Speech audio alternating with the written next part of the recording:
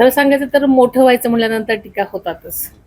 आणि कुटुंबाला ह्या टीका सहन करण्याचं जेव्हा मोठे लोक होतात तेव्हा सहन करण्याची एक सवय लागून जाते. पण शेवटी आम्ही माणसंच आहोत, त्यामुळे वाटणाऱ्या गोष्टी आम्हाला ही भावना आहे त्यामुळे वाटतातच.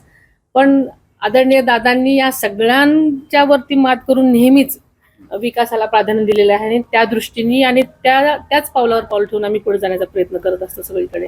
टीका होणं आणि एकेरी उल्लेख करणं, ज्यांच्या तालमीत आपण तयार झालेलो आहोत त्यांच्यावरतीच असा एकेरी उल्लेख करणं हे एक थोडंसं संतापजनक वाटतंय. ज्या पद्धतीनं राजकारण ज्या वळणाकडे चाललंय ते पाहता.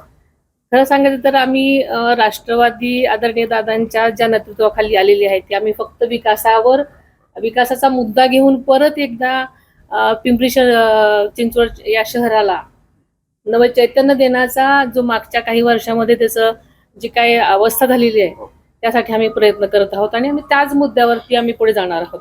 त्यामुळे आम्ही बाकीच्या विषयांकडे जास्त लक्ष देत नाही.